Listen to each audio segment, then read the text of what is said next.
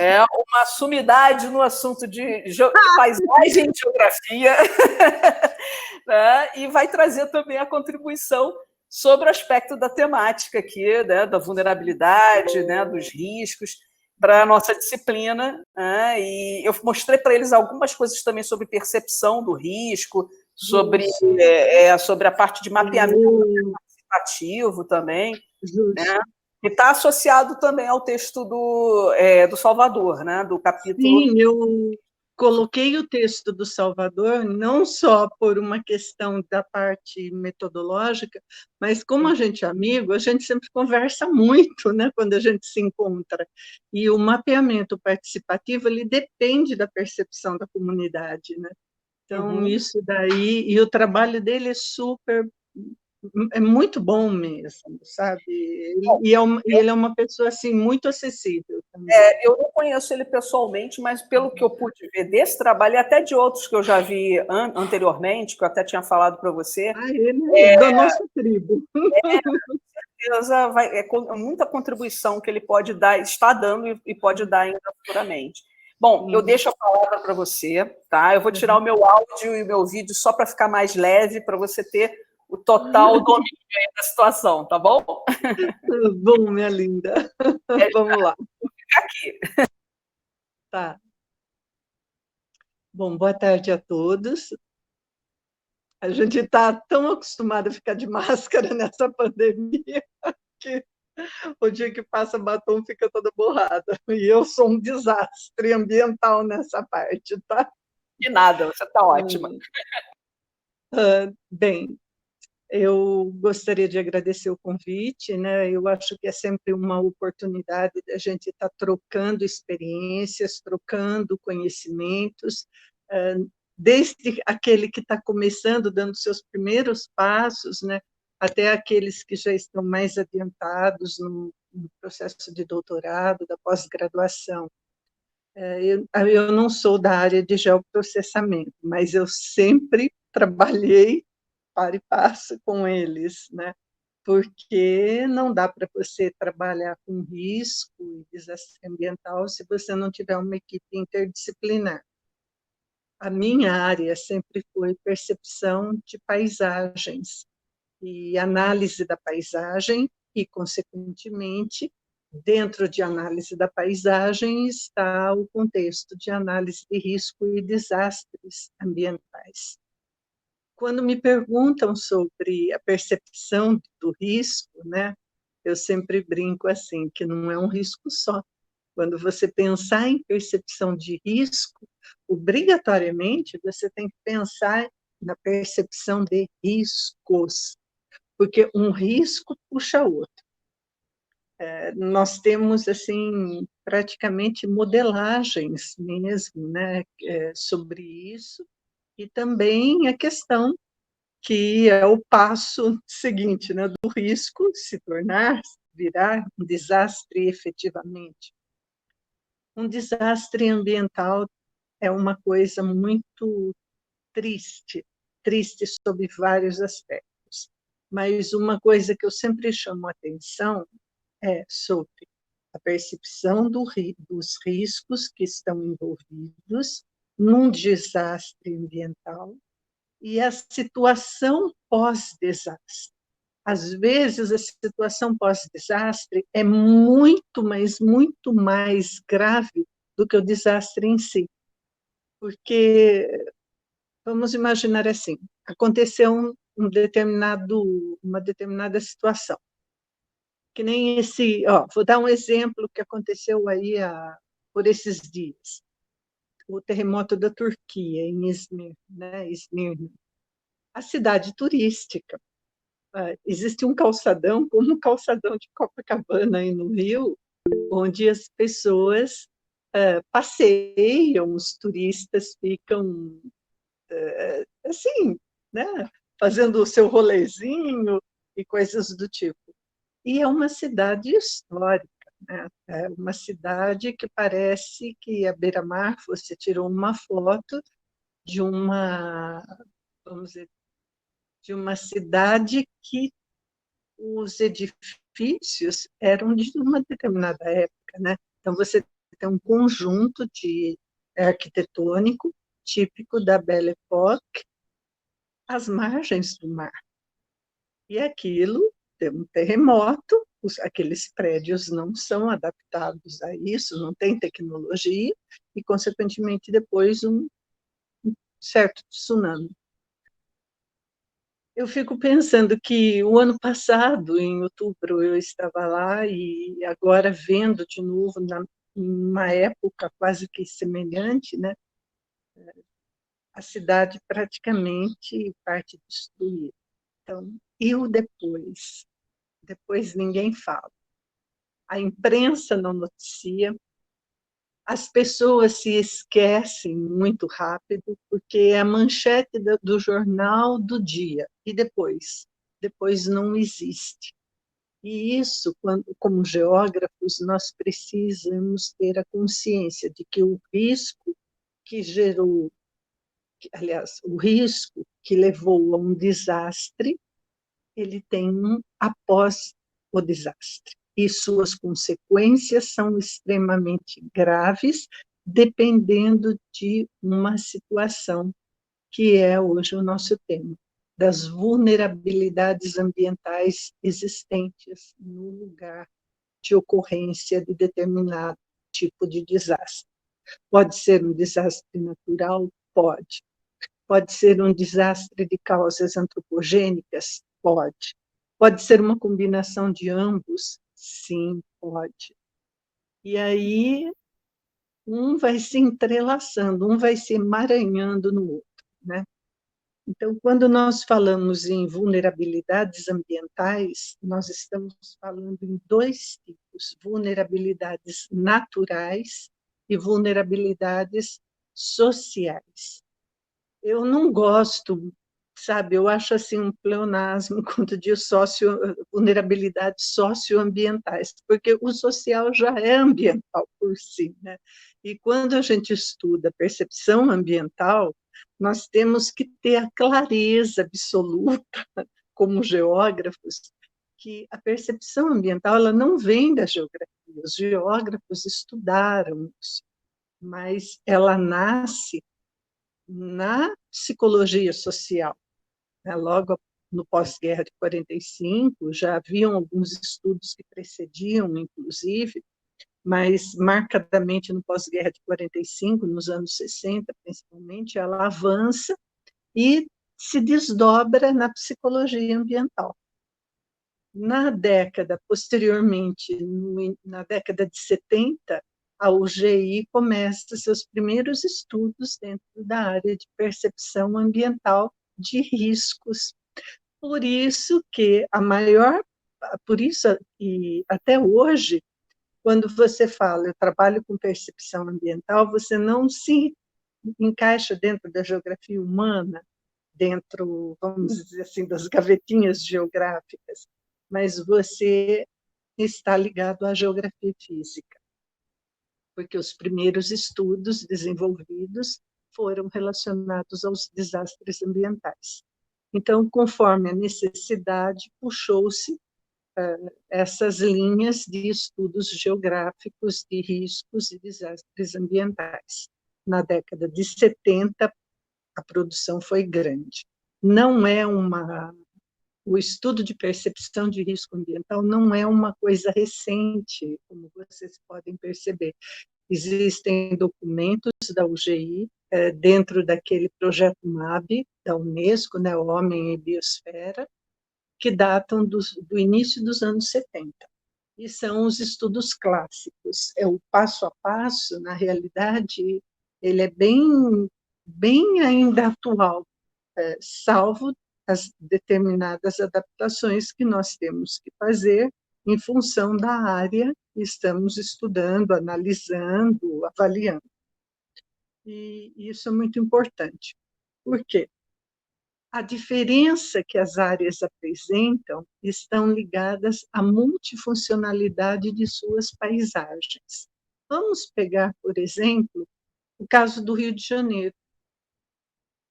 Quais as multifuncionalidades das paisagens que a cidade do Rio de Janeiro traz? Vocês têm um Rio de Janeiro, que é o Rio de Janeiro dos moradores. Você tem um Rio de Janeiro dos moradores, vamos dizer, de classes mais abastadas e de classes mais carentes. Você tem o Rio de Janeiro dos turistas, você tem o Rio de Janeiro dos brasileiros em geral, né? Você tem aqueles ainda que pensam que o Rio de Janeiro é a capital do Brasil, né? Fora do Brasil, enfim, existem diferentes percepções dessa paisagem. E essa paisagem, ela se desdobra em paisagens funcionais para diferentes públicos. Então, se eu sou turista, eu tenho interesse em alguns pontos, mas eu não tenho interesse em conhecer toda a cidade. Se eu sou morador, depende da área onde eu moro, eu preciso conhecer a área em que eu escolhi viver. Tá? Por quê?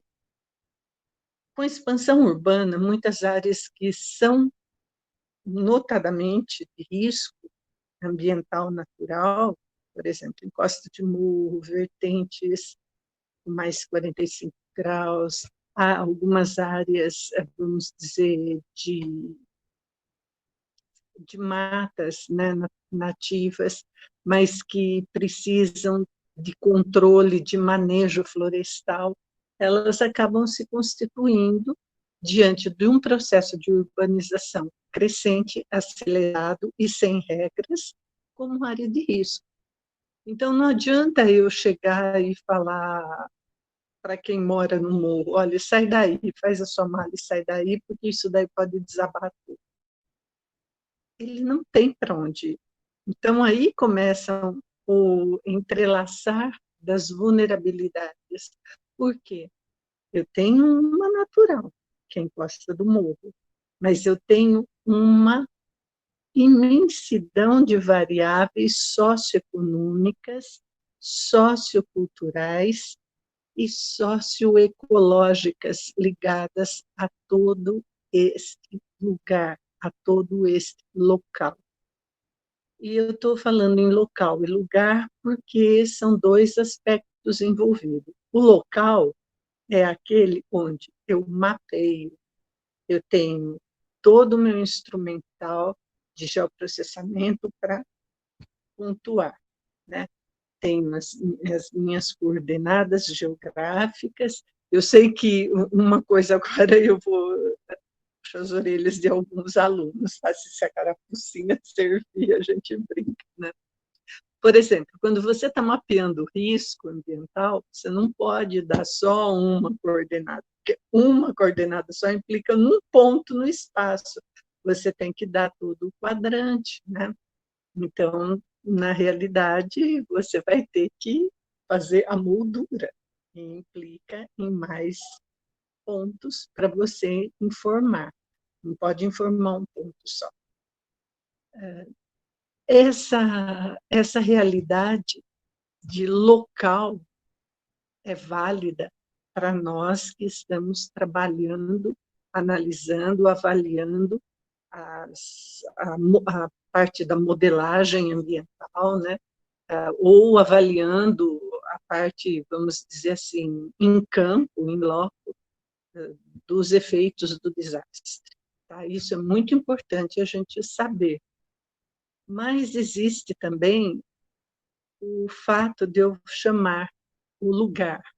E qual é a diferença? Local é um ponto, é uma área, na realidade, que eu posso localizar, mapear, enfim, determinar, medir, mensurar.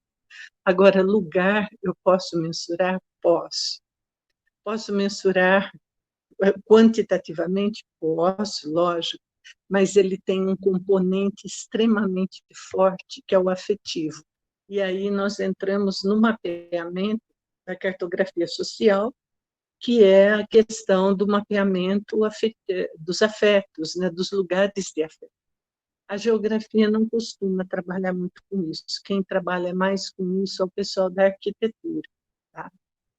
Mas é importante que um geógrafo que vai trabalhar numa equipe inter e multidisciplinar de avaliação de risco e desastre ambiental, ou desenvolver programas voltados para as comunidades, para desenvolvimento de resiliência, né, de populações, esteja ciente dessa diferença, que não é uma questão de sinônimos apenas, mas é uma questão de diferenciar e dar o devido significado e atribuição de valores. Porque o valor objetivo é uma coisa, ele implica em quantificação, ele implica em preço, gastos, custos, planilhas.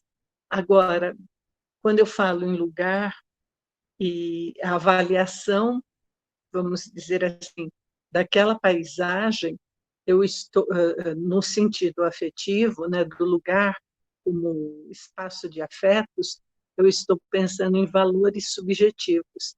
Então, é muito comum, quando a gente vai trabalhar com a comunidade, que a gente escute assim, não, mas eu nasci aqui, meu pai, minha mãe, eu vou morrer aqui. Ou então, quando você vê que a pessoa fica lá, vai o bombeiro, vai a defesa civil, vai, e a pessoa não sai da casa. Ela não sai porque, ou tem vários pontos, né? Mas um dos pontos que a gente deve levar em consideração é o apego aquele lugar é o espaço vivido dela. Né? Então, existe uma carga emotiva, emocional, tudo. Outras situações são ligadas ao saque, né? Aqui no Brasil, infelizmente, a gente vê cada vez que acontece um desastre, o saque é uma das coisas mais duras de se lidar e não tem muito o que fazer.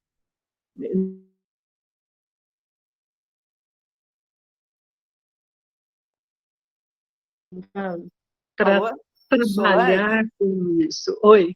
Solange, desculpa, travou um pouquinho aí, mas foi assim no Não, finalzinho da fique fala agora. tranquilo. Tá? Mas não tem Tá, problema não, pode continuar. tá. E essas questões entram na avaliação do risco e do pós-desastre, né, que a gente chama. Então, entra na análise das vulnerabilidades às quais aquela determinada população está sujeita. Quantas vulnerabilidades nós podemos elencar? Tantas quantas existirem no lugar. Não existe uma tabela dizendo, olha, existe X, Y, Z. Nós temos um leque, e esse leque apresenta suas variações em função de classe social, classe econômica, tecnologias de adaptação aos diferentes tipos de risco ambiental, diferentes tipos de cultura tradicional, né, relacionadas àquela população. Você tem uma só área, diferentes populações convivendo lado a lado, e cada uma tem uma visão, uma percepção de universo, de mundo, bem diferente da outra. Então, não adianta você, muitas vezes, também falar, olha, você não viu o que ia acontecer? Não, ela simplesmente não viu. E o fato da pessoa não ver não significa que ela seja mais burra, mais, vamos dizer assim, mais alienada, alienígena ou coisa. Simplesmente porque não faz parte do contexto imagético da mundividência dela, né? Então, olha só como a questão de riscos ela está amarrada às nossas tradições mais longínquas. Para quem, por exemplo, quem é cristão, por exemplo, tem na Bíblia, já começa com a história de Noé. Noé está enfrentando o dilúvio, né? Se Deus mandou construir a arca, né? Eu não sei, mas se você pegar quase todas as mitologias, existe um Noé, não com o mesmo nome, mas, vamos dizer, a mesma história do desastre, né? Se você pegar depois, passa lá, né, vai, volta, tal, você tem Isso parece até o que nós estamos vivendo atualmente na pandemia, né? Eu falo assim, a gente está de novo nas pragas do Egito. Ó, quero já dizer, não sou criacionista, tá? Mas se você pegar a sequência ecológica daquelas pragas, deixando a religião de lado, olhando, não sei quantos daqui leram Fundamentos de Ecologia Geral do Odum, é bom ler, mesmo no curso de geografia, porque, olha, aquele livro dá uma batida feia na cabeça da gente. Você vai ver que aquelas pragas lá que aconteceram, elas têm toda uma, vamos dizer, uma sequência ecologicamente correta. E agora nós estamos vivendo uma pandemia que, de certa forma, também está ligada a fatores ecológicos, né? Por exemplo, a pandemia é um desastre ambiental? É, sim, senhor. É um risco ambiental biológico e que se transformou em desastre ambiental, né? Mas não é uma coisa que a gente pode ficar tranquilo, não. Primeiro, porque a gente não conhece. Segundo, porque o coronavírus já apresentou uma série de mutações. E a gente não sabe ainda como que isso vai se comportar ao longo do tempo.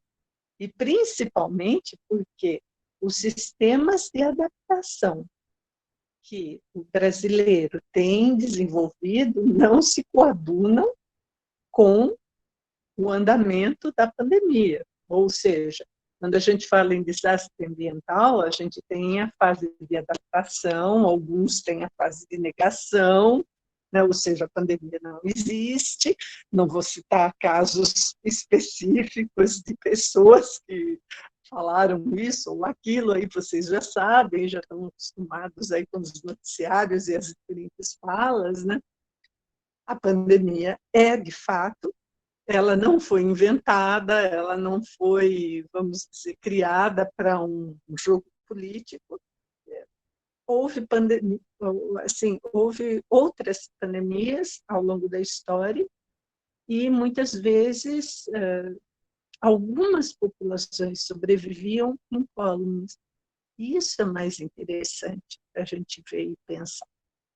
É que diante do risco, ou elas adquiriram, ao longo do processo civilizatório, uma adaptação biológica, ou elas desenvolveram técnicas não científicas para a época, né?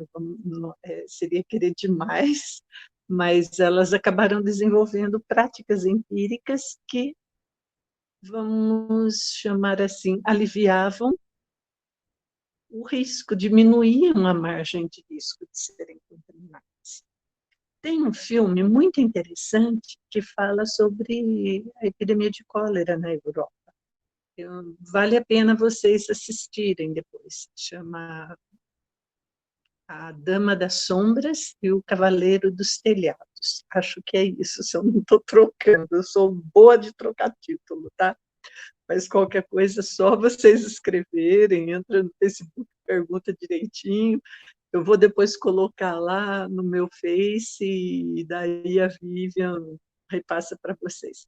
É um filme que fala justamente sobre o desastre ambiental da epidemia de cólera na Europa, né? E essas epidemias, elas se configuram como excelentes estudos geográficos ao longo do tempo, inclusive para o mapeamento. Max Sorre tem um capítulo no livro sobre de 1933, se eu não me engano. Ele tem um capítulo no livro sobre climatologia e aspectos assim de, vamos dizer, de uma medicina ligada a fatores climatológicos. Hoje em dia é muito difícil a gente se preocupar com essas coisas, mas com situações de desmatamento acelerado, preparem-se para outras zoonoses, outras epidemias ou pandemias, infelizmente. O degelo das calotas polares está liberando vírus e bactérias que nós não sabemos, não conhecemos. E é uma realidade, não é uma fantasia, nenhuma teoria da conspiração. Então, estas coisas precisam ser percebidas. Lógico, você não pode sair cobrando a população por aí, porque muitas vezes a população não sabe porque ela não tem informação, ela não tem programas voltados para a educação em defesa e proteção civil, né? Do Brasil, graças a Deus, a gente está começando com esses programas, e porque, na realidade, Deus não é brasileiro, e no Brasil tem terremoto, tem vendaval, teve um furacão, Catarina, que passou anos atrás, nós não sabemos a periodicidade. Temos as questões relacionadas com El Niño e Laninha, temos períodos prolongados de estiagem, temos pragas na agricultura, pragas sazonais na agricultura e pragas permanentes, algumas, inclusive, foram produtos de biopirataria norte-americana, né? Como no caso do algodão e de algumas doenças dos citros. Nós temos várias situações para encarar. E, necessariamente, nem sempre a gente se dá conta da amarração desses contextos, porque é difícil no dia a dia a gente pensar em conexões profundas, né? Plagiando aí o título do Capra, né? Conexões ocultas e conexões profundas também. Nós vivemos, mas não conseguimos absorver o tanto de informações diárias que recebemos. E mesmo que, considerando a vulnerabilidade, o leque de desdobramentos que elas podem nos apresentar é confuso, é complicado, é. Para a população é muito mais, né? Principalmente porque a população muitas vezes tem a sua opinião formada por pessoas que sequer têm conhecimento técnico sobre o assunto, né? Eu brinco que são os palpiteiros de plantão. Não faz muito tempo, eu tenho uma conhecida, assim, é uma amiga de infância que foi para a área de psicologia e nesse negócio da pandemia eu pus um post no Facebook e ela se manifestou dizendo que eu era uma palpiteira. E eu virei para ela e disse assim, olha, eu estudo isso há tanto tempo, e pandemia é risco ambiental. Aí ela ficou mordida, sabe? Porque ela achava que era tudo produto de uma propaganda política.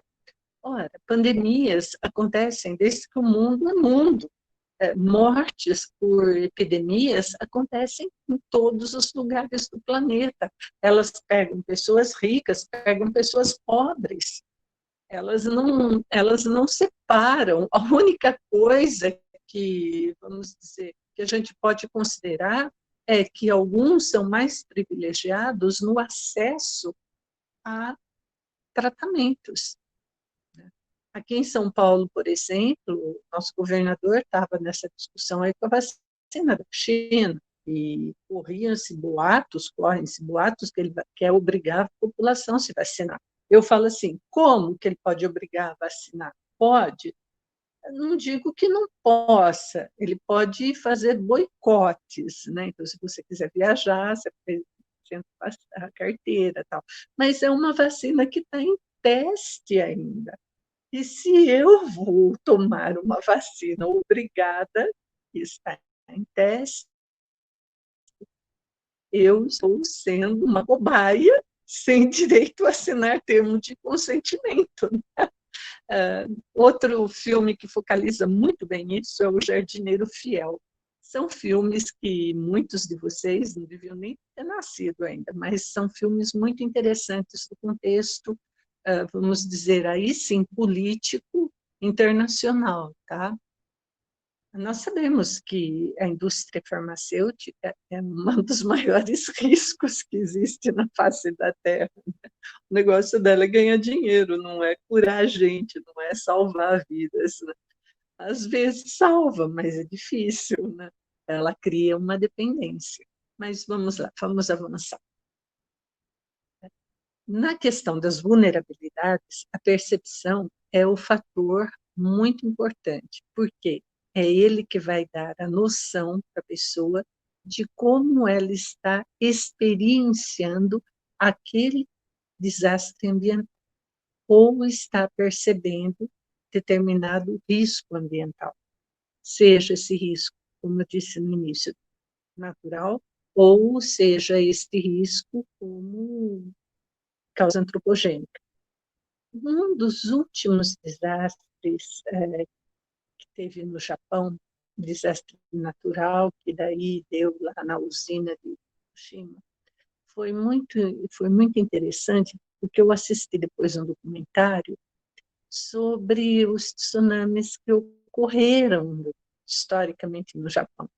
E naquela região ali, havia, né, depois uma equipe foi fazer um mapeamento, avaliação dos estragos pós-desastre, né, e eles descobriram, no meio de toda aquela, vamos dizer, sujeira, né, como diz, pau de enchente aqui em São Paulo, a gente brinca, né?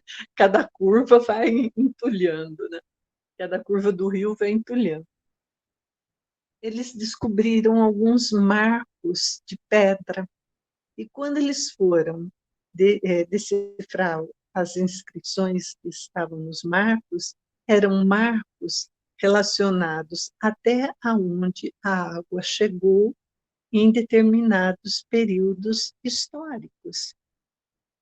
Então, olha como as populações antigas tinham um conhecimento, lógico, empírico, sem tecnologias avançadas como temos hoje, mas dentro do que elas conseguiam se adaptar, conseguiam deixar uma marca, um legado para aqueles que viriam, né, no futuro, estava ali. Né? Então, era uma área de risco? Era uma área de risco. Outro ponto que eu acho muito interessante sobre a questão das vulnerabilidades, e eu acho que aqui no Brasil nós teríamos que prestar mais atenção nesta situação e conhecer mais a língua dos nossos, vamos dizer, da nossa população brasileira nativa mesmo, são os idiomas, são os diferentes. Acho que são idiomas, aí vocês me perdoem a falta de conhecimento. Tá, depois, você repete depois de novo essa pergunta, só para eu não perder o que eu vou terminar de falar. Se nós conhecêssemos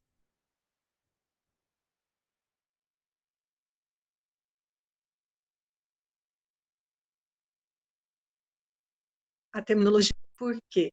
Eu não me lembro direitinho da tradução da palavra indígena, mas seria algo como terra movediça, terra assim que não suportaria uma coisa como uma usina nuclear, né?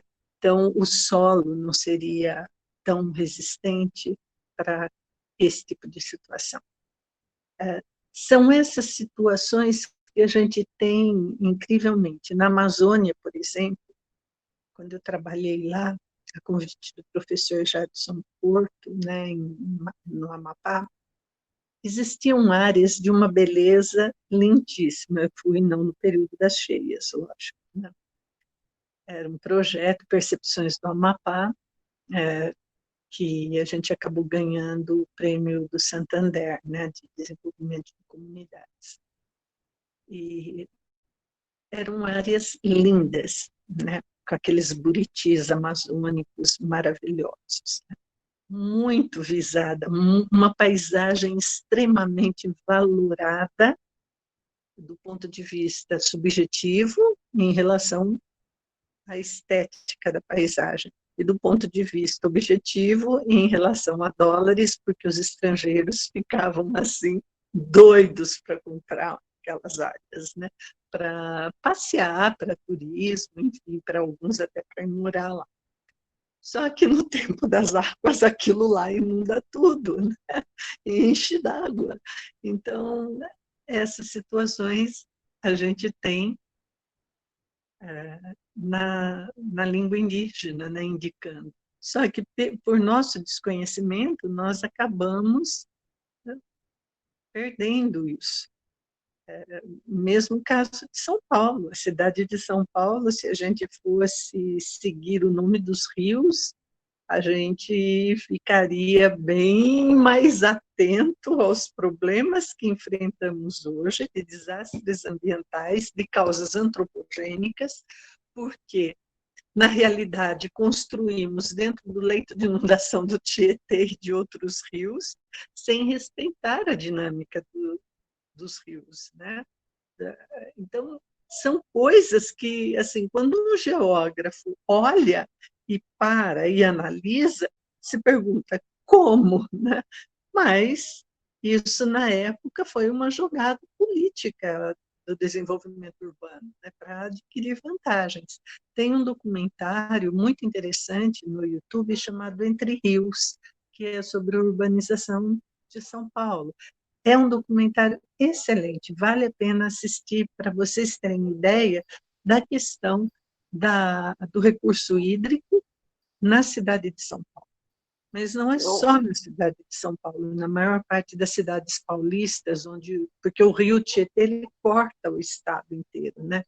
Então, isso não acontece só lá, acontece em outras cidades menores e, assim, totalmente desprovidas de recursos. Eu levava eu todos os... coloquei, Solange, desculpa interromper, eu coloquei para eles no vídeo, eu deixei lá na Eles viram? plataforma. Ah, Eu ótimo. acredito que alguns deles tenham visto sim, porque eu deixei como Sim. material de consulta, Uhum. visualização para eles aumentarem assim o É. entendimento. E muito Uhum. daquilo que foi retratado no filme realmente acontece em muitas cidades, né? Aqui no Rio de Janeiro Sim, também é muito parecido. sim. E é um material interessante porque ele pode ser aplicado aí, no caso, o exemplo, né, para Justo. qualquer parte, né, Qualquer parte, do justo. país. Uhum. Pode continuar, Vamos desculpa. pedir, só Você para quer? voltar àquela pergunta que foi você, André, Posso, que fez, da posso, educação eu ambiental? posso falar para você, foi o Pedro, não foi o Ah, Pedro, foi o Pedro. Pedro Está aqui Costa, o né? Pedro. Uhum. Professora, gostaria de saber como a educação ecológica, aí ele botou entre parênteses, já sei que a senhora não gosta do termo educação ambiental, pode Não, tudo bem. auxiliar, pode auxiliar na percepção dos riscos do local. Uhum. Olha, é Pedro, né? Eu É não Pedro. gosto do termo da educação ambiental de tanto já que enrolou, viu? É uma embolação aí, viu? A questão, a gente é obrigado a usar quando está fazendo um relatório, porque o termo educação ambiental é o termo vigente na lei do país, tá? Uhum. Agora, você, no relatório, você usa conforme a legislação ambiental vigente, lei, número tal, né? Mas daí você pode, no contexto, discutir a questão do conceito de educação ecológica. Por que eu acho que é importante a questão da educação ecológica? Primeiro, pela visão sistêmica que ela tem. Tá? Uhum. Eu acho que, como visão sistêmica, para nós, geógrafos, é importantíssimo. Com certeza. Pensando na paisagem como um geossistema. Tá? Eu não consigo pensar na paisagem como alguma coisa pairando no espaço. Uhum. A paisagem, a paisagem não é um quadrinho Sim, não é sabe, estático, né? decorativo, não, É ela isso. não é estática. Enquanto nós estamos falando aqui, existe uma miríade de relações, de interconexões ocorrendo, né?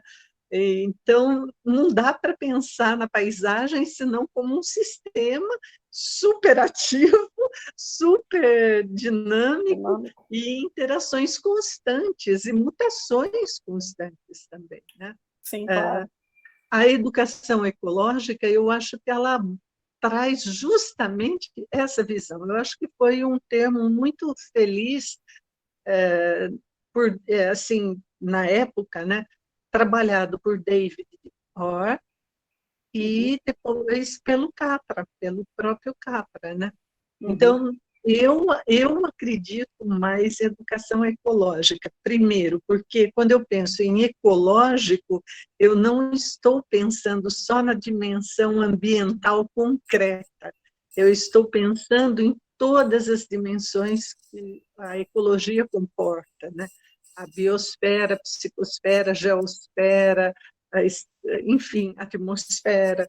Eu não estou pensando apenas em questões palpáveis, mensuráveis e concretas, eu estou pensando também na questão da noosfera e psicosfera, ou seja, da espiritualidade, da, da alma, das questões pertinentes a, vamos chamar, não alma, mas do interior do Interior, ser né, humano, do ser tá? humano. Uhum. É como Então, você eu acho falou, né? A que parte do isso é muito sentimento, valioso. A a parte questão dos sentimentos, emocional. né, do emocional, do psicológico, influi muito. Uhum, Né? E uhum, aí eu venho até com uma coisa que eu vi na sua explanação, você falou muito do Covid, né? Falou da questão do risco biológico, né, que nós estamos uhum, passando. Você até falou que isso se transformou, né, cada vez mais, né, em uma informação que visa, né, a gente se preocupar com esses fatores ecológicos, né, sim, porque nós somos parte, né, dessa visão sim, sistêmica de todo esse uhum, processo, porque é, ampliamos, né, a desordem ambiental, a né, desordem ambiental, o essa, desequilíbrio, né? desequilíbrio ambiental, que é o falado desequilíbrio ambiental, que eu coloquei desordem porque a gente Não, já mas é uma ultrapassou, desordem. a gente, né, ultrapassou Né? qualquer limite, Uhum, né, civilizatório de entendimento das coisas. E aí, essa pergunta do Pedro, né, vem de encontro, porque essa educação ecológica é o que falta, realmente. é o que Né? falta, É o que falta, justo. porque a gente tem a falta da educação básica, né, de base. Hoje em dia, com a Covid, a gente está, né, os nossos filhos, netos, estão todos sem aula, sem uma aula adequada, sem um Sim, ambiente sim, escolar, né, não convivendo socialmente, né, e com todo esse estresse que os pais e os avós, né, estão sofrendo, né, com isso. E aí, ao mesmo tempo, como é que a gente pode... Aí, uma coisa talvez você não tenha resposta, eu também não, nem ninguém tenha por enquanto essa resposta, né?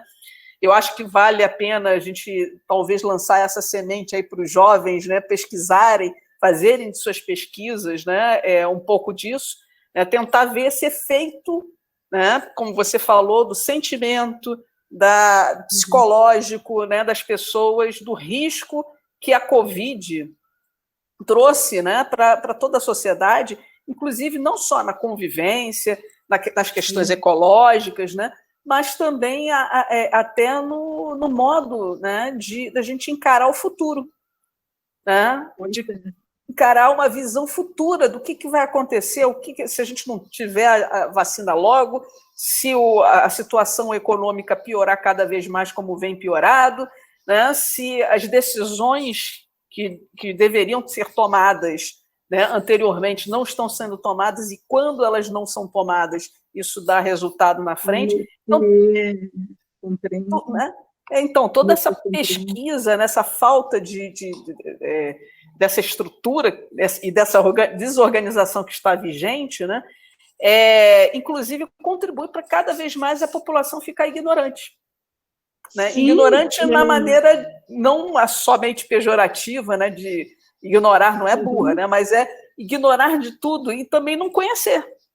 Aí eu sim, te mas pergunto, né, é, essa falta de informação, essas fake news contínuas que favorecem essa ignorância, né? Que, por exemplo, até os meios de comunicação, na hora de informar, são ignorantes, porque eles começaram a falar da máscara, que não pode botar a máscara, e agora eles falam, não, tem que botar a máscara, né?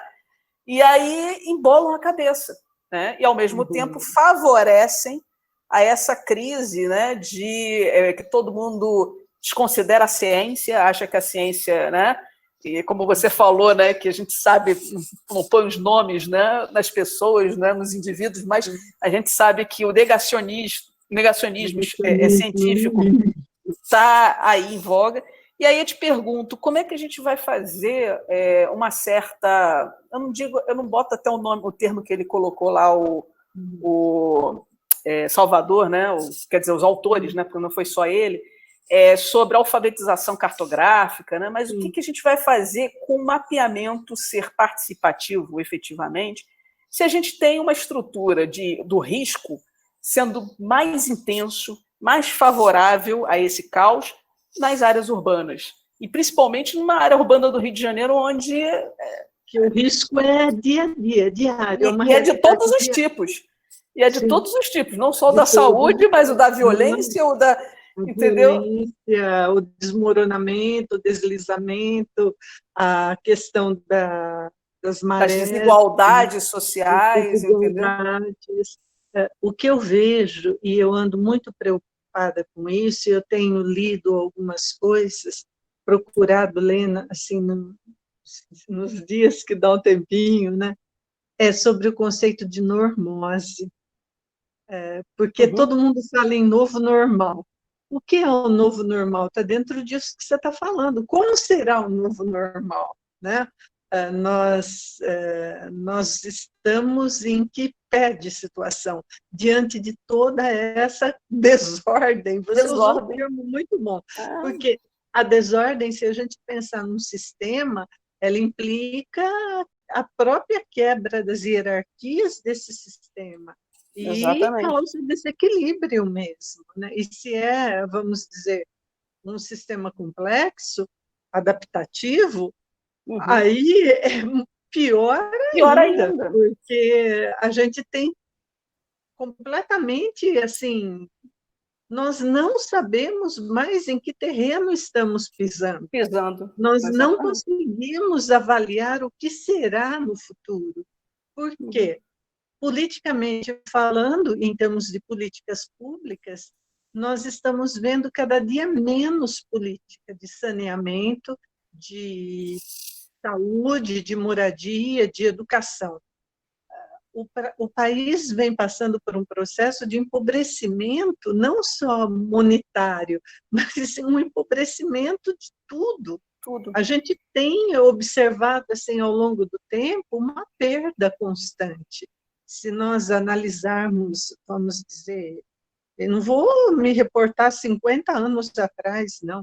Talvez uns 20, 30 anos, 10 anos, né? Não tem 100 anos ainda, né?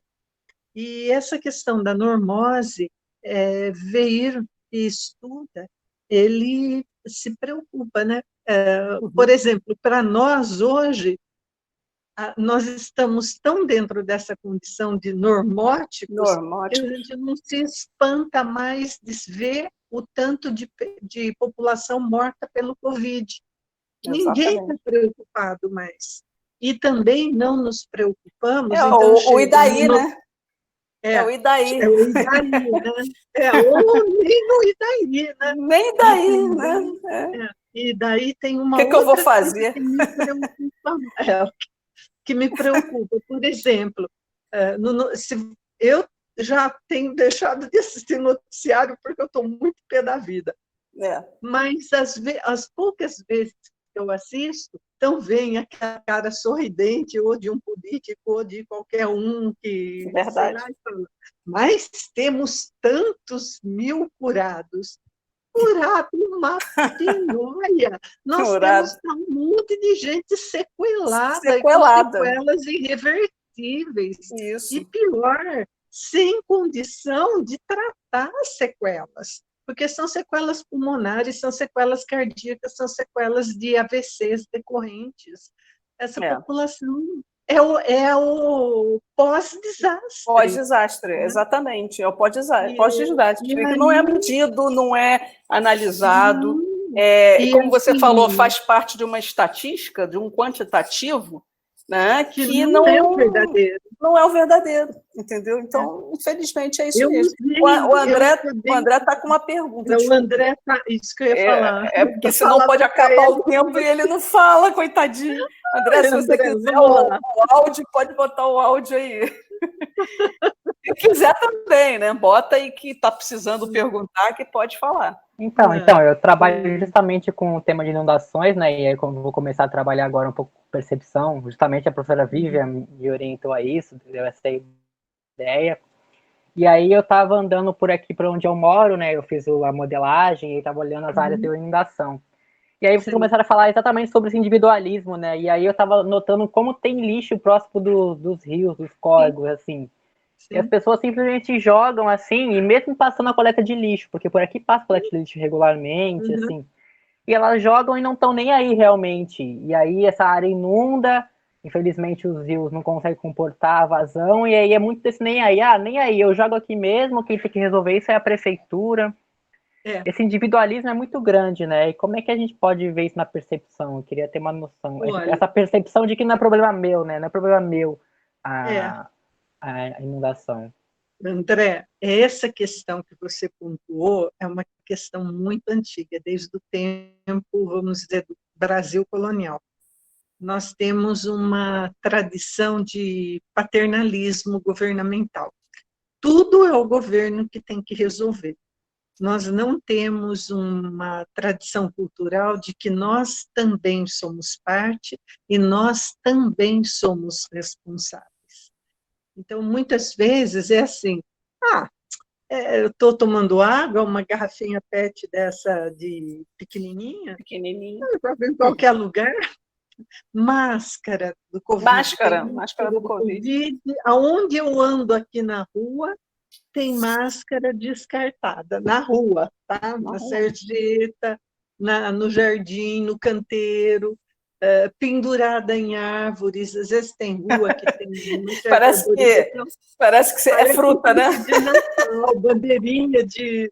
Sabe quando você vai passear em Mosteiro? Festa junina. Que tem aquelas árvores que eles penduram as bandeirolas. As bandeirolas.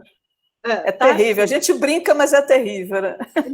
A gente tenta brincar para que a indignação não cresça. Não seja tão grande. Sabe? Mas isso que você pontua é uma coisa muito antiga. Se você pegar Paraty, aí no estado do Rio de Janeiro, na divisa praticamente, né, do litoral norte de São Paulo com o litoral sul do Rio, você tem do lado de São Paulo a cidade de Ubatuba. Originalmente, Ubatuba era muito semelhante a Paraty. E se você tiver a oportunidade de ir a Paraty, já que você se enveredou por esse caminho, você vai ver que existe, na área que beira o mar, que não é uma comporta propriamente, mas são alguns vãos que, quando a maré subia, aquela água entrava por aqueles vãos e lavava as ruas de pedra. Tá? E permitia não só, vamos dizer, a limpeza das ruas, porque você tem que lembrar que não eram carros, eram cavalos, eram águas servidas, né, que corriam na rua, não tinha tratamento de esgoto, nada. Então, a maré servia assim, como uma lavagem. Né? E esse sistema de Paraty é muito interessante, porque você vê que é de um período bem antigo. Né? Não, só que as pessoas esquecem exatamente esse histórico, né? E aí, a volta e meia aparece no noticiário, não, Paraty alagou, né? As ruas de calçamento. Em Paraty é a área de colonização. Exatamente. Que tem casa dentro do rio. Do rio, exato. E quando da maré exige, o que acontece? Fica todo mundo debaixo d'água. Todo mundo debaixo d'água. E outro, que é pior, se você andar na parte, vamos dizer assim, recentemente mais nova de Paraty, você vê que todo esgotamento, sejam casas melhores ou casas piores, Está dentro do rio, está dentro Do rio. do canal, e do canal cai no mar. Só que tem uma coisa, existe aquela dinâmica das ondas. Então, a sujeira fica indo e vindo, indo e vindo. Tá? Aqui em São Paulo, há muitos anos atrás, aqui estão uns 20 anos atrás, no Guarujá, teve um problema muito sério. Teve alguns surfistas que deram entrada no pronto-socorro com uma septicemia geral, mas eram rapazes saudáveis, não tinha tido nada. E aí ninguém descobria, porque um deles parece que chegou até a falecer. Ninguém descobria por que tinha, de repente, do nada, né? Duas ou três biólogas da CETESB descobriram um motivo. Quando chove, o Guarujá tem todos aqueles canais que desaguam na praia, né? Quando chove, a poluição carreava, principalmente esgoto, sujeira, o lixo, tudo, e ficava naquela área do quebra-ondas. Então, por exemplo, se chover, um conselho que eles dão para a gente, por 72 horas não entra na água. Mas me diga, qual praia isso ocorre? Eu mesmo já presenciei, e o Marcelo, que era o meu orientando aí do Rio, ele ficava indignado. Ele falava, Sol, eu fui para... Ele falava aí o nome das praias aí do centro do Rio.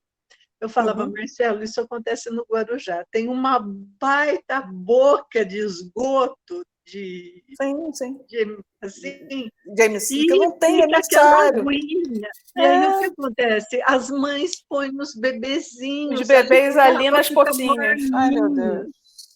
Meu Deus. Mas é poluição, é coliforme, é tudo. Claro. É o que a gente estava falando até nas aulas, que o problema, né, da falta de uma política sempre constantemente preocupada, né, em intervir exatamente nesses locais para que não só haja o desequilíbrio, né, ou seja, a retirada da vegetação, a ocupação em áreas que são de planície de inundação, né, é também a questão toda de que você não tem, hoje em dia, a preocupação, né, como antigamente, talvez, de você ter políticas públicas voltadas ao saneamento. Né? Não, e saneamento é uma coisa que é uma coisa esquecida. Você não fala mais em não, vamos construir aqui um emissário submarino, mas com tratamento também, né, com subestações de tratamento. Quando se pensou em fazer isso, até teve uma série de reportagens na Globo, né, que demonstrou, principalmente por causa da geosmina, né, da problema na água aqui no Rio de Janeiro, da SEDAI, que é, na realidade, a poluição, né, poluição tanto de indústria como também de residências, né, imagens de rio ao longo da Baixada, né, e tudo mais, né, do Rio Guandu. Então, o que acontece? Né? Você fica observando que é sempre mais do mesmo, ou seja, cadê aquele dinheiro todo? O dinheiro todo do BIRD, o dinheiro todo para a Baía de Guanabara, para o tratamento, para as estações. Baía de Guanabara, olha só o estrago. O estrago. Né? Então, cada vez pior, porque você vê uma população crescendo, né, exatamente nessas áreas de risco, e cada vez mais sofrendo, e esses candidatos que você vê agora, nós estamos passando pela eleição de prefeitura, e as prefeituras dessas cidades, eu, por exemplo, tenho um sítio em Mauá, na praia de Mauá, que é distrito de Magé. E isso que você falou das línguas negras, das valas, do esgotamento saindo na praia, isso é cada vez pior, porque você vê exatamente esse aumento e falta de uma estrutura, né, de saneamento básico. O Pedro até colocou, isso foi uma coisa que apontaram em geografia do Estado do Rio de Janeiro, saneamento não dá voto. Não dá, não é isso aí mesmo, Pedro. Só para a gente arrematar isso que a Vivian está colocando. A Baía de Guanabara, vocês não são dessa época. Lá vai ela. Mas eu sou. Quer dizer, eu era criancinha, né? Era criancinha. Por exemplo, a Baía de Guanabara era um cenário paisagístico, estético brasileiro, cartão postal internacional. Sim, A sim. ilha de Paquetá era um cartão postal internacional do Rio Internacional. de Janeiro e do Ilha, Brasil. até a Ilha do Governador, Hoje, você tem fotos, né, na Ilha do Governador sim, que aham, demonstram as pessoas tomando banho. Isso é década de 40, isso, 50, 60, até aham. 70. Até a década de Até 70, início, meadinhos de 70. meadinhos, exatamente. Você equiparava a ilha, tinha pessoas que voltavam do exterior e equiparavam a ilha de Paquetá às ilhas assim de alto luxo da Itália. Sim, Hoje, Caribe, o que Itália, você enfim. tem na ilha de Paquetá? Uhum. Hoje, qual é a percepção da Baía de Guanabara? Nós temos uma paisagem belíssima. Em Uhum. termos de valoração estética, você continua tendo uma paisagem valorada. Uhum. Só que, do ponto de vista ecológico, a valoração da Baía de Guanabara é totalmente negativa. Negativa. A Praia da Bica, o Bruno que Aí o está Bruno, colocando. o Pedro Lagoa Rodrigo de Freitas, o pai do Bruno, né? Sim. E há muita Praia da Bica na ilha, é isso mesmo. Né? É Então, triste mesmo, Bruno. A ilha de Paquetá, inclusive, ela servia até como...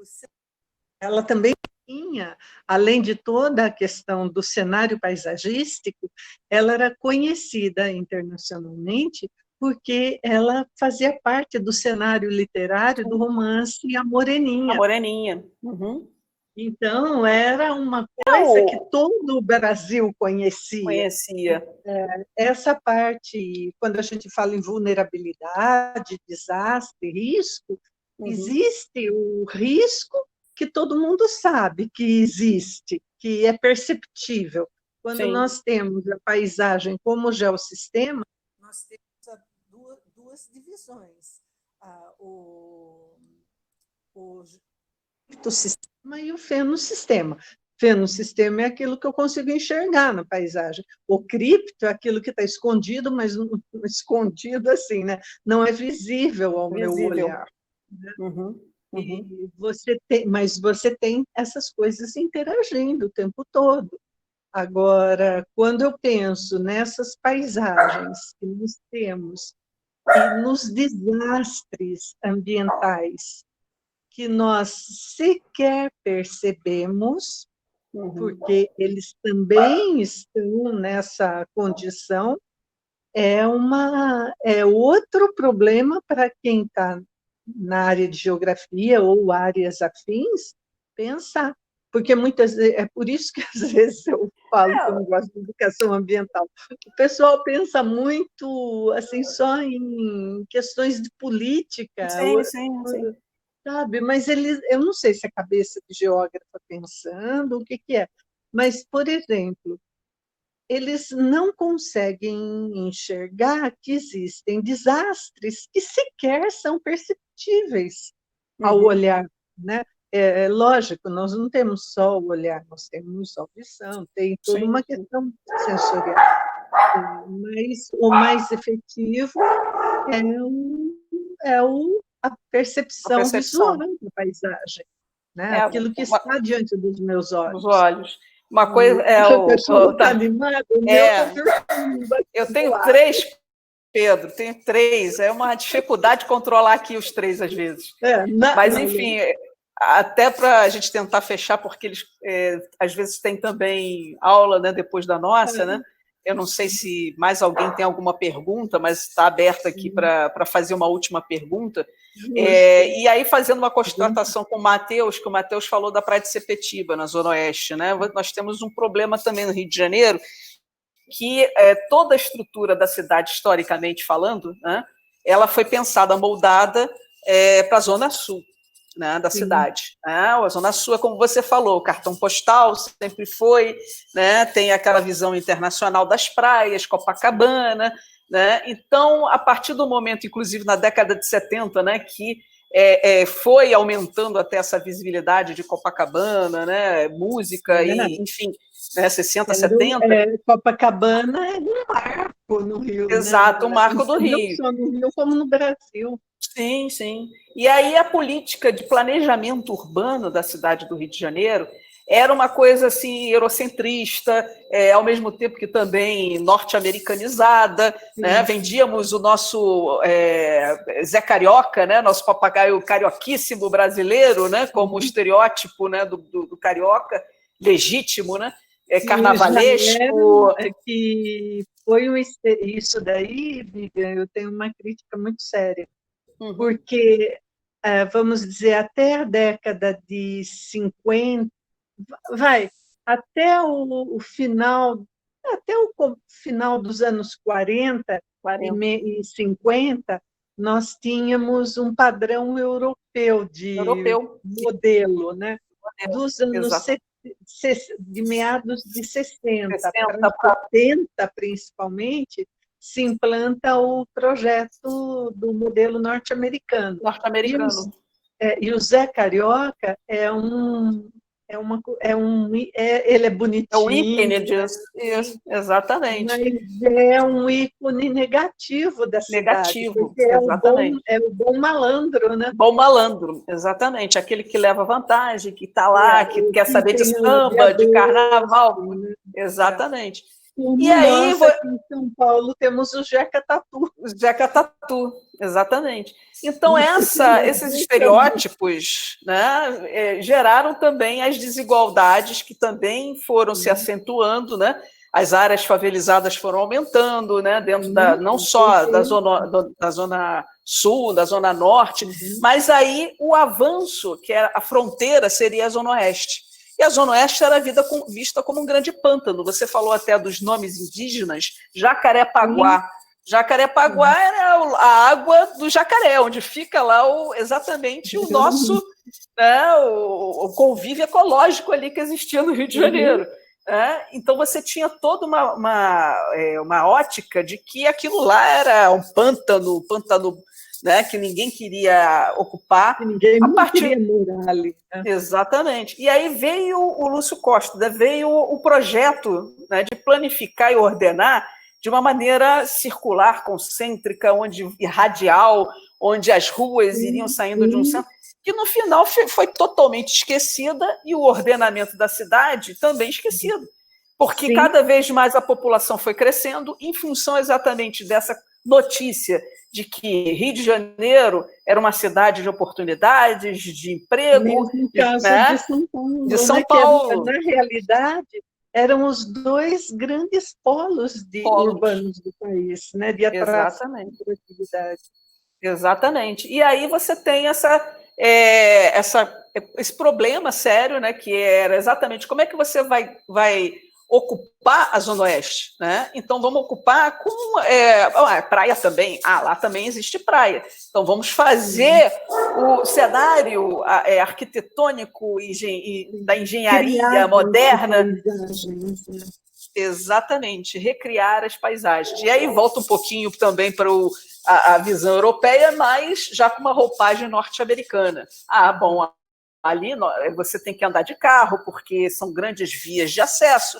Então, vamos construir shoppings, grandes centros empresariais, né, associado aos condomínios fechados, ao espaço fechado, né, a paisagem clausurada e reprodução. Como se fosse um espaço de segurança, que na realidade não é, nunca foi e nunca será. Nunca será, entendeu?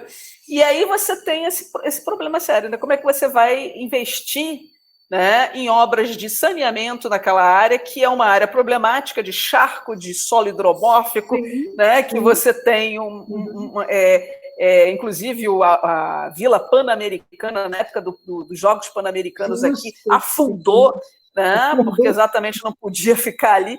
E aí você tem toda essa consequência, aí você tem agora a expansão antes era do narcotráfico sozinho, agora são os milicianos, o segundo poder, e que constrói, né, porque está tomando a frente, né, do que o Estado não toma conta, que é a questão habitacional. Né? E aí você tem esse problema aí que foi falado pelo Pedro, você falou também, que o saneamento não dá voto. Né? O que dá voto não é isso. Né? Quanto mais caos, quanto mais a indústria do risco, mais eles vão ter que... visível, tem mais dinheiro, né? E mais dinheiro para construir as coisas que não dão certo, entendeu? Então vai desviar o dinheiro, enfim. Então é isso que nós temos, infelizmente, né? Aí o Francisco Camilo, isso já é o estado do Rio, não é mais segundo poder, já que é mesmo. Infelizmente, Francisco, você está certo. Já que você está certo. Se a milícia é o estado do a presidente. Aqui em São Paulo, nós podemos dizer que é o PCC. Olha, enfim, nós temos essa fase do PCC, sendo que eles entram agora em conflito, né, pelo poder, né, o domínio do poder territorial, né, e por enquanto os milicianos estão ganhando nessa história, né, quando não conseguem se juntar nas forças, né, eles ganham. Eles ganham. Infelizmente. Mas são problemas assim bem sérios. Agora, o que eu queria deixar para a gente terminar, que acho que o seu tempo está dando, né? O Pedro está querendo a minha avaliação. Olha só, pessoal, o Pedro perguntou aqui sobre a avaliação. Vai ter a segunda avaliação, valendo nota. Semana que vem é o prazo final. Eu já coloquei lá. A partir das 4 horas, já foi, né? Eu acho que 4 ou 4h30, né? Já vai ficar disponível para vocês lá no AVA, para vocês responderem. São 5 perguntas, versando essas aulas da aula 6 até essa aula que é considerada 9, aliás, minto, até a próxima aula que é considerada 10, que aí fecha na semana que vem, vocês me entregam dentro do final do dia, né? Ou seja, às 23h59 do dia é o prazo para vocês enviarem todas as respostas, tá? Então, está tudo explicadinho lá no AVA. Vocês vão poder fazer essa segunda avaliação valendo 5 pontos, como foi a primeira, tá? Para a gente juntar as notas e dar o 10 para depois juntar com a terceira avaliação, né? Que tem um peso maior. E aí Mas, enfim, é só para vocês ficarem tranquilos, porque são perguntas fáceis, versando sobre os assuntos que a gente viu até então, material didático do AVA e as videoaulas, né, que vocês estão tendo aqui no modo síncrono, né, das aulas. Desculpa, Solange, pode falar então agora, finalizar se você quiser. Como geógrafos... Raquel, isso daí acho que depois a Vivian responde. Pois é, eu já falo, Raquel, eu já falo isso desde a primeira aula, no método avaliativo. Não é a nota mais alta, é juntar as notas. Eu vou juntar as 2 notas da primeira e segunda avaliação com a nota da terceira avaliação para dar a média final. Né? Ou seja, somar e depois dividir por 2 para dar a média final. Pronto, desculpa, vai lá, Solange. Fica tranquilo. O que eu diria para vocês, como geógrafa que trabalhou com percepção de risco e desastre, trabalho ainda, algumas coisas que, às vezes, quando a gente está na universidade, causa arrepios para a gente, mas na vida profissional, são as devidas parcerias, tá? E também a questão de como trabalhar. Primeiro, quem vai trabalhar com essa área de avaliação, análise e avaliação de risco e desastre ambiental e pós-desastre, necessariamente tem que trabalhar com a polícia militar, pelo braço da defesa civil, e da polícia ambiental. Não pensem que vocês vão trabalhar com policiais ogros, tá? Vocês vão trabalhar com policiais que são doutores em educação, em geografia, em ecologia, em direito. Então, você vai estar dialogando com pares. Você não vai estar dialogando com uma pessoa assim, truculenta, nada disso. Truculento. Deixa o preconceito de lado, porque eles têm um preparo que nós, acadêmicos, não temos para lidar com essas situações. Por exemplo, quando se faz um evento de simulação de desastre, eles no comando e nós aprendendo juntos, tá? Muitas das coisas que eu sei hoje, e, por exemplo, saberia me defender num lugar, eventualmente, se acontecesse um desastre ambiental, foi graças ao aprendizado com a Defesa Civil, a Cruz Vermelha, muito importante também, e há um tempo que eu tive fora do país, assim que eu fui obrigada a aprender algumas coisas, né?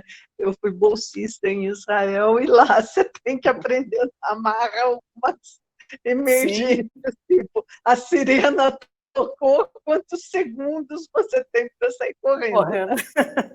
Sistema de alerta lá funciona mesmo. O sistema de alerta lá não é brasileiro. Não falha. Não é. Ou você faz, ou você faz.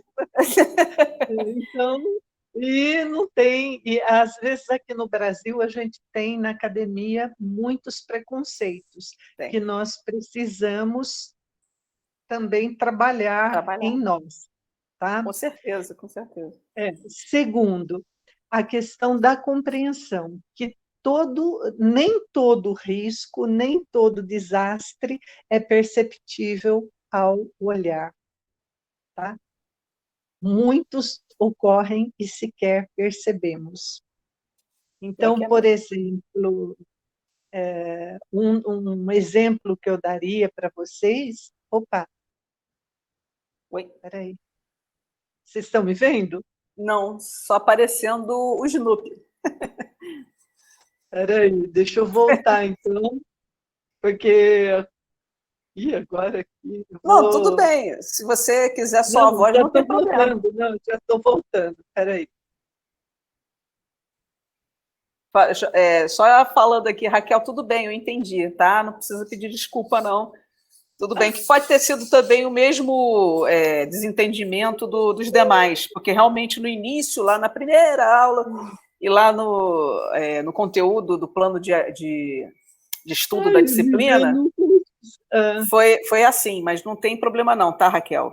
O que se eu respondi, tá tudo bem. E tudo bem, Solange, se você não conseguiu o seu vídeo, a sua imagem, não tem problema. Vamos lá.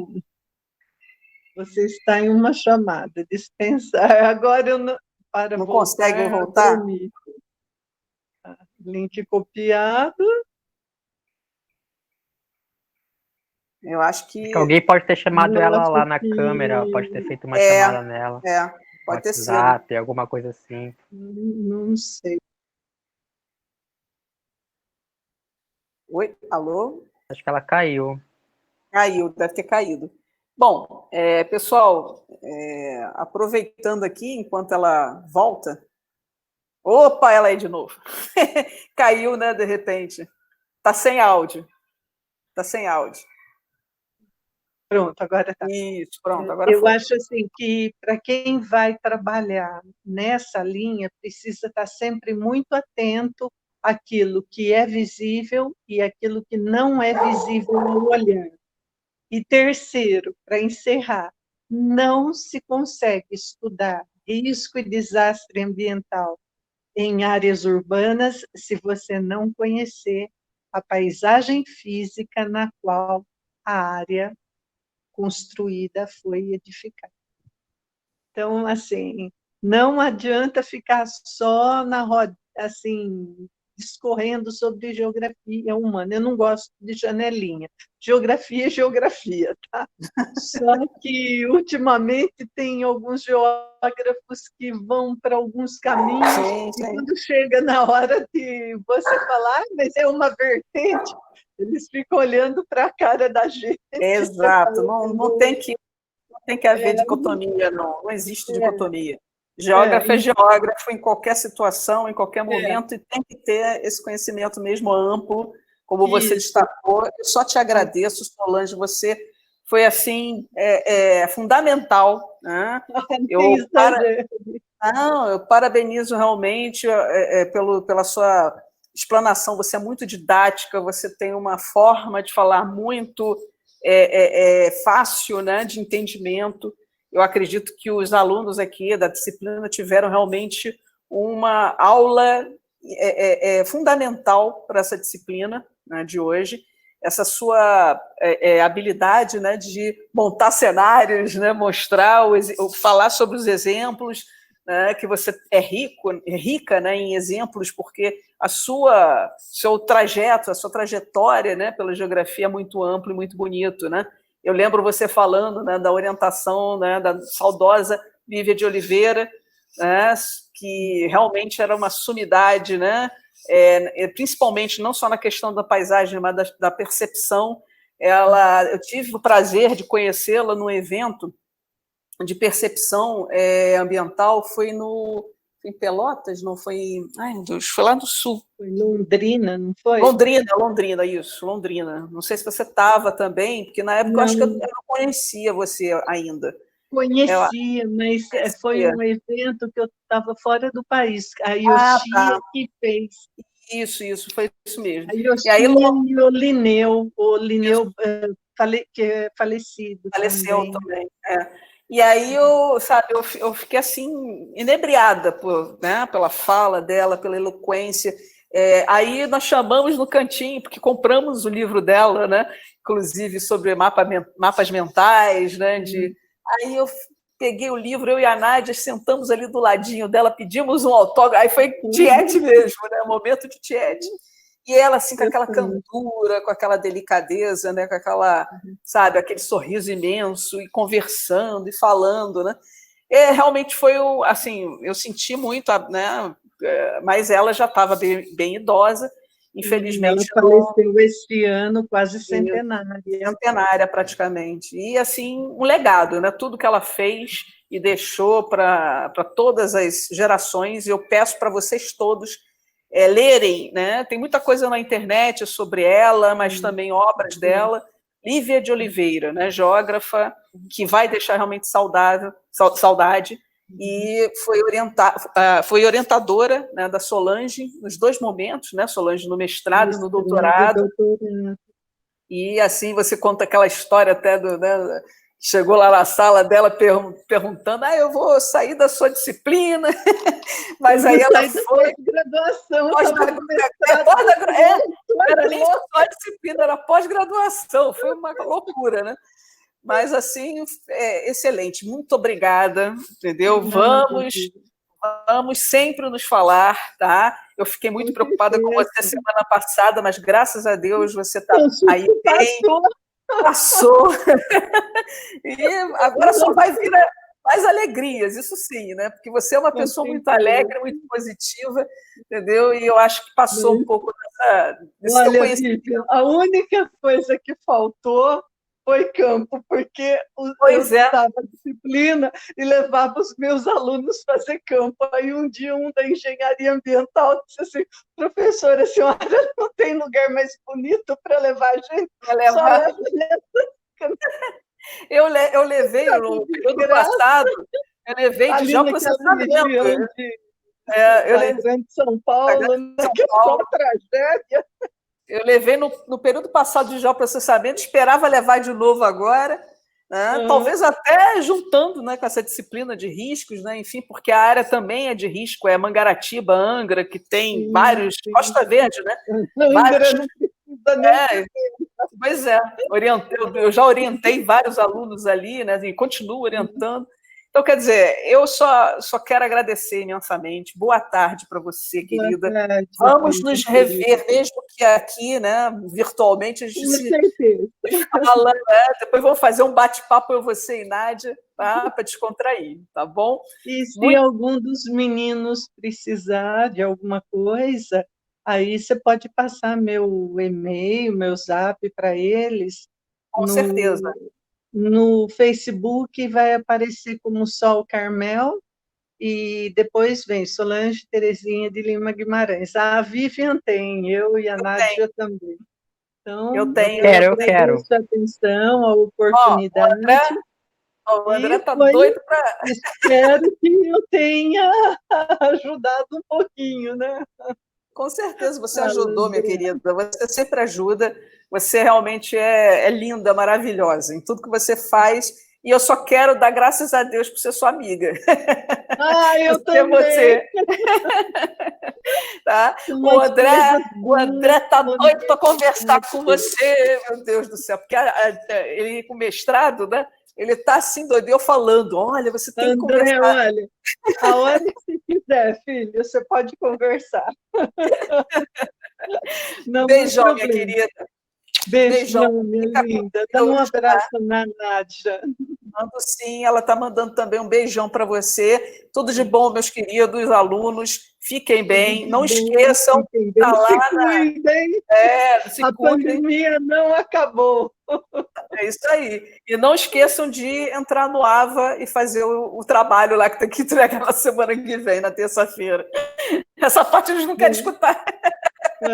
Tem muitos me agradecendo, eu vou agradecer a todos pelo carinho, pela receptividade, sempre que eu colaborei aí com a Vivian e a Nádia, uma coisa que ficou foi essa hospitalidade amorosa, né?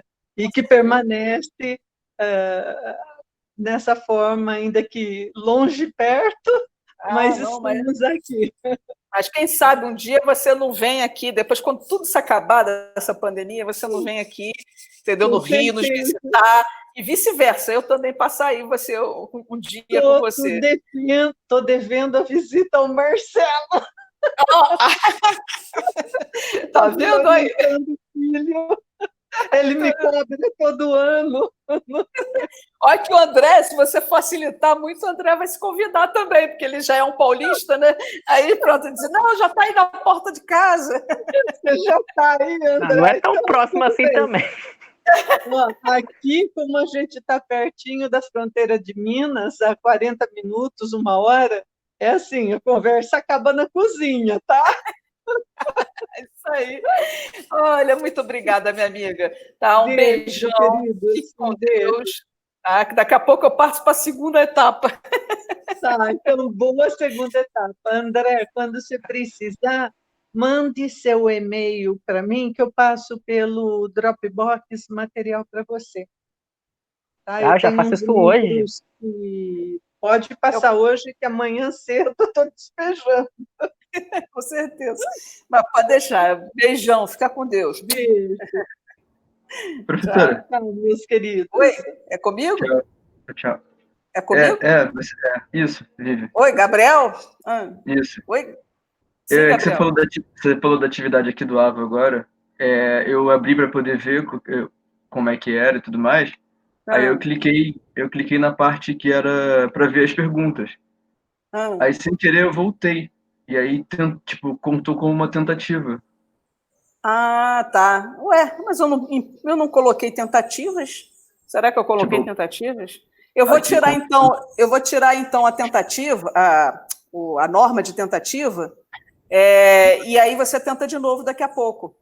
Tá bom? Tá, aí, entendi. Porque deve ter sido o próprio sistema. O sistema tem, às vezes, uma coisa dessa. Se você não desmarcar efetivamente, ele tranca de um jeito e aí só deixa uma tentativa. Mas eu vou tirar lá agora, né? Vou passar a editar ele e vou fazer isso, tá bom? Então, vocês não se preocupem, que aí vocês vão poder tentar quantas vezes vocês quiserem, tá? Tá bom, então. Tá.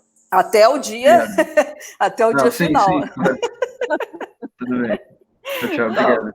Nada. Beijo. Fica com Deus. Tchau. Também.